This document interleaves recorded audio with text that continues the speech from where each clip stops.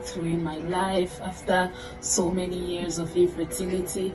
4 years ago, my husband and I decided to start trying to start a family. So we tried naturally and it wasn't working, so we decided to go for IVF.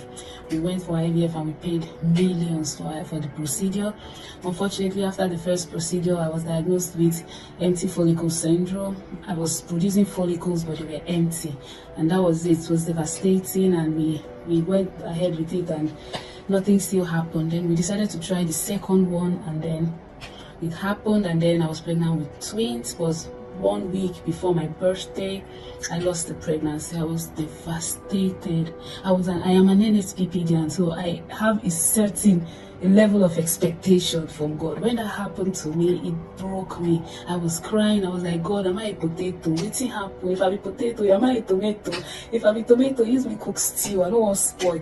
I prayed. I was depressed, and then my friends are NSPPD, and so they came and they prayed with me. On my birthday, they came to the house and they said we're having today an NSPPD birthday, and we declared that before my next birthday that I will carry my evidence. We prayed and prayed, and we believed God that He would answer us. My husband's birthday is in October, so on his birthday I decided to take a pregnancy test because I was feeling somehow. And when I took that pregnancy test, I saw 2 lines. I was out of my mind excited, Pastor Jerry, out of my mind excited. I went inside and I jumped on my husband and I told him happy birthday, and I showed him the strip. We were all just happy and praising God, because every morning when I join NSPPD, I always meet in bed. So my husband is always there, and at this point he's used to it. He just prays when he can, and he just doesn't disturb me. So I kept shouting, and he kept shouting, what God cannot do does not exist. On this fateful day, I went to drop a friend of mine, and then when I got to her house, there was this old guy outside, and immediately the man saw me. He just told me that I will never be able to have my own kids, that even if I try, I will die in the theater. I will not make it alive. I rejected it. The doctors told me that because I have multiple fibroids, that the pregnancy is high risk.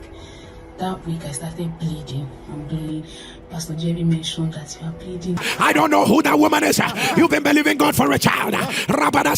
You took in since yesterday. You have been bleeding since yesterday. You have been bleeding up until now. You are getting ready to go to the hospital. Oh, say the Lord, the enemy will not touch your baby. The enemy will not touch your baby. The enemy will not touch your baby. If you are that woman, put it on the live stream. Let it be reversed. Everything Pastor Jerry was saying, I was just screaming. So that he consigned me. When I don't consign me, I was just screaming and praying. We went to the hospital, and the doctor said there's nothing they can do about the bleeding, that it's either the pregnancy will stay or it will not stay. I prayed and I said it will stay. After my first trimester, the bleeding stopped, and I went to do ultrasound, and the babies were still there. They were not just there, they were thriving. Pastor Jerry, they were thriving. In May 7, I was scheduled for the operation. I went in. I heard baby 1 male. I heard him cry. I heard baby 2 female. I heard her cry, and then baby 3 female. And I heard her cry. After I heard her cry, they gave me them to hold them, to look at them, and then immediately I looked at them, I started feeling tired. I started feeling this tiredness within me, and then I felt like I was falling asleep, and I started hearing like noise inside the theater. They were going around, and I heard that I was actually bleeding. Pastor Jerry, I bled 1.5 liters on that table. I didn't know where I was. I wasn't seeing anymore, but I was hearing voices. And then I just stretched my hand. I didn't know what was going on, and I just kept praying, oh earth, reject my body. Oh earth, reject my body. I will not bury, and I will not be buried. I will raise my children. I will not bury. So after that, I woke up in the ICU. And when I woke up, Pastor Jerry, my babies were there. They were there waiting for me. Pastor Jerry, my babies were doing so well that they never spent a day in the incubator. Not 1 day did they stay in the incubator. Their lungs had fully developed. They were breathing fine.